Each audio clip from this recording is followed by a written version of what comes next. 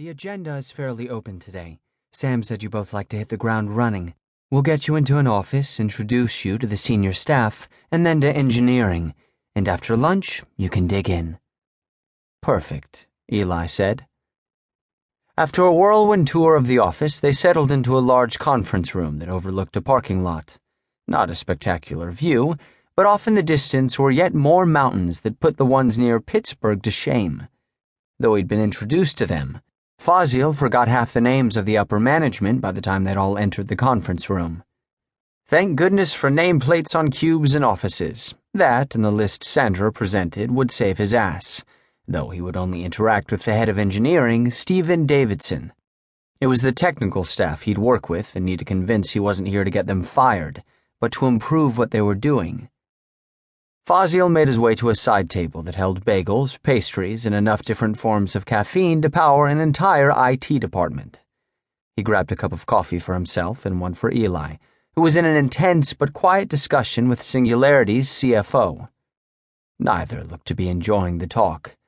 Fazil set the coffee down near Eli, breaking up the awkward conversation. Thanks, Fazil. Eli took the cup, drank, and turned back to the other man. You might not like it, but that's the law. Singularity's CFO rose and towered over the sitting Eli. You keep saying that, but I have yet to see proof.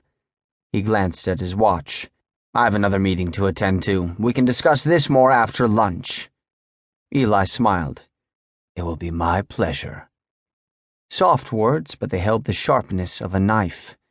The other CFO faltered for a moment, then walked away, and the expression on Eli's face shifted, not to a frown, but something more intense and calculated. He sipped his coffee. That was why Eli had flown out here, to bring the financials into proper alignment, but the strains of an awkward silence descended around the table, and that wasn't good.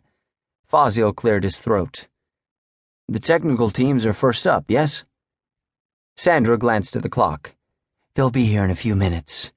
She rose and stepped over to the table of coffee and bagels, and that was all it took to break the tension.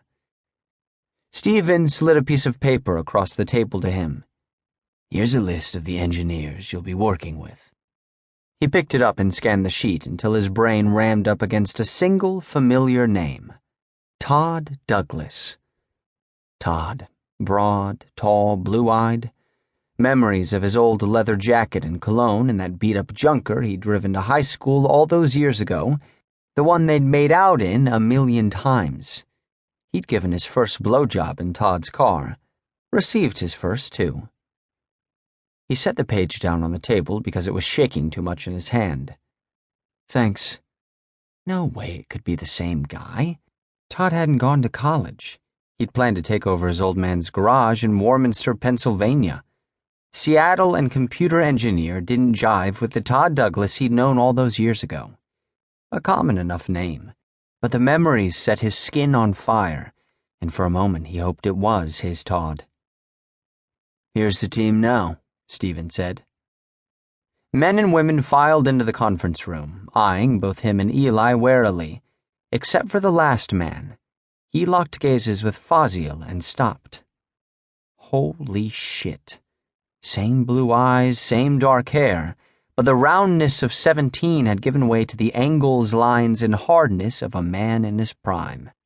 Todd still looked like he belonged in a mechanic's shop, except for the decidedly geeky t-shirt that read, There's no place like 127.0.0.1, and clung to his chest in sinful ways.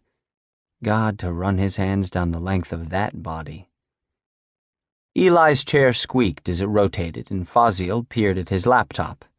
The presentation he had to give in a few seconds might as well have been in a language he didn't read. Shit, get it together. Thankfully, Todd sat as far from Fazil as he could in the suddenly way too small conference room. Todd was an engineer? No way in hell. He'd barely passed math class until Fazil had tutored him. Then again, after that, he'd gotten straight A's. He met Todd's stare a second time, and he couldn't tell if Todd wanted to fuck him or kill him. Guess some things never changed. He shivered. You're up. Eli spoke quietly and with a hint of concern. Fazil stood and nodded. I'm fine.